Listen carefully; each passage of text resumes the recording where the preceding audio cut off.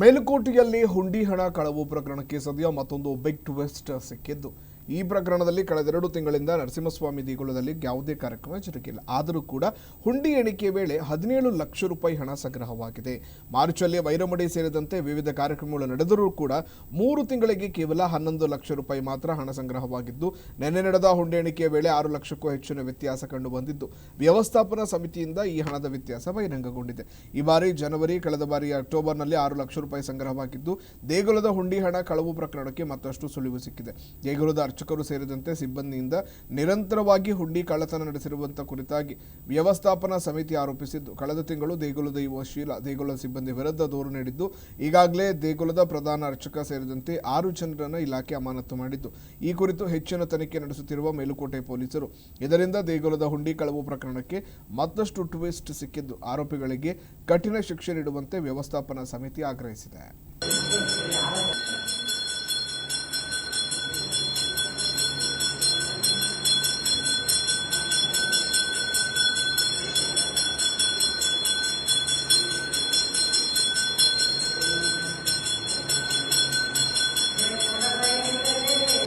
ಗುಂಡಿ ಹೊಡೆದಂಥ ಸಮಯದಲ್ಲಿ ನಮಗೆ ಆಶ್ಚರ್ಯವನ್ನು ಉಂಟು ಮಾಡಿದೆ. ಇಷ್ಟು ಹಣ ಹೆಂಗೆ ನಮಗೆ ಬಂತು? ಇಂಥ ಒಳ್ಳೆ ಹಬ್ಬ ಹರಿದಿನಗಳಿಲ್ಲ, ವಿಶೇಷ ದಿನಗಳಿಲ್ಲ, ಇಂಥ ಟೈಮಲ್ಲೇ ಇಷ್ಟು ಬರ್ತದೆ ಅಂದರೆ ನಮ್ಗೆ ಆಶ್ಚರ್ಯನೂ ಆಗಿದೆ. ಇದು ನಮ್ಮ ಕಮಿಟಿ ಮತ್ತು ನಮ್ಮ ದೇವಸ್ಥಾನದ ಇಒ ಮೇಡಮ್ ತಗೊಂಡಂಥ ನಿರ್ಧಾರಗಳು. ಇದಕ್ಕೆ ನಮ್ಮ ಜಿಲ್ಲಾಧಿಕಾರಿ ಆಗಿರ್ಬೋದು, ನಮಗೆ AC ತಹಸೀಲ್ದಾರ್ ಎಲ್ಲರೂ ಸೇರಿ ನಮಗೆ ಸಪೋರ್ಟ್ ಮಾಡಿದ್ದಾರೆ. ಮುಂದಿನ ದಿನದಲ್ಲಿ ಹೆಚ್ಚಿನ ಡೆವಲಪ್ಮೆಂಟ್ ತನಿಖೆ ನಡೆಸಿ ನಮ್ಮ ದೇವಸ್ಥಾನಕ್ಕೆ ಕಳಕ ಏನಿಂದ ಮುಕ್ತ ಆಗಲಿ, ದೇವಸ್ಥಾನ ಅಭಿವೃದ್ಧಿಗೆ ಅಭಿಪ್ರಾಯ.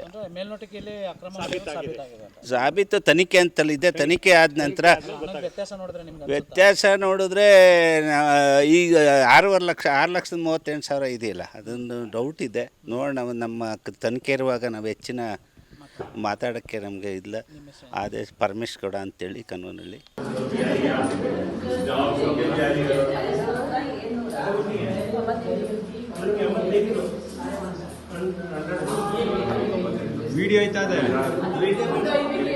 ಆಶ್ಚರ್ಯಕರವಾದ ರೀತಿಯಲ್ಲಿ ಇವತ್ತು ಗೋಲ್ಕದಲ್ಲಿ ಹಣ ಬಿದ್ದಿರೋದು ನಮಗೆ ಕಂಡು ಬರ್ತಾ ಇದೆ.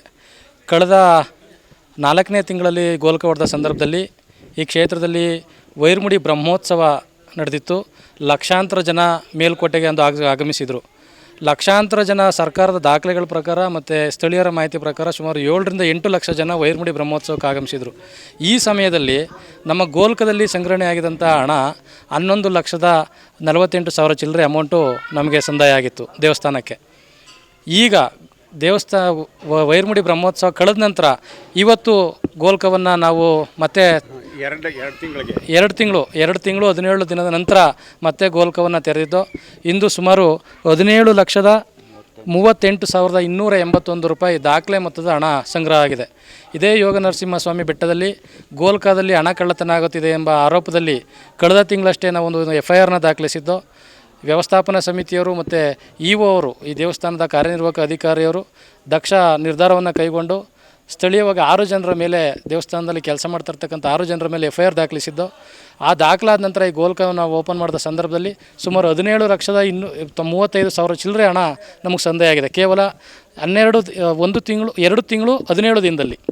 ಆದರೆ ವೈರಮುಡಿ ಬ್ರಹ್ಮೋತ್ಸವದ ಸಮಯದಲ್ಲಿ ಲಕ್ಷಾಂತರ ಜನ ಬಂದಿದ್ದರೂ ಸಹಿತ ಗೋಲ್ಕದಲ್ಲಿ ನಾವು ತೆರೆದಂಥ ಸಿಕ್ತಾಗಂಥ ಹಣ 11 ಲಕ್ಷ ಚಿಲ್ಲರೆ ರೂಪಾಯಿ. ಅಂದರೆ ನಾವು ಕಂಪ್ಲೇಂಟ್ ಕೊಟ್ಟಿರೋದಕ್ಕೆ ಪುಷ್ಟಿ ಸಿಕ್ತಾಗಿದೆ. ಹಿಂದೆ ಎಷ್ಟು ರೀತಿ ಇದು ಕಳ್ಳತನ ಆಗಿರ್ಬೋದು, ಆ ಥರದ ಆಧಾರ ನಮಗೆ ಸಿಗ್ತಾಗಿದೆ. ಅವ್ರನ್ನ ಯಾರು ಈ ಕಳ್ಳತನ ಪ್ರಕರಣದಲ್ಲಿ ನಾವು ಪ್ರತ್ಯಕ್ಷವಾಗಿ ಕಾಣದೇ ಇದ್ದು, CC ಕ್ಯಾಮ್ರಾಗಳು ಕಟ್ಟಾಗಿದ್ದು, ಮತ್ತು ಗೋಲ್ಕದಲ್ಲಿ ನಾವು ಗೋಲ್ಕ ಬಿಚ್ಚಿದಂಥ ಸಂದರ್ಭದಲ್ಲಿ ಗೋಲ್ಕದೊಳಗಡೆ ಮೇಣದ ಬತ್ತಿ ಮತ್ತು ಹುಣಸೆಹಣ್ಣುಗಳು ಪತ್ತೆ ಆಗ್ತಿತ್ತು.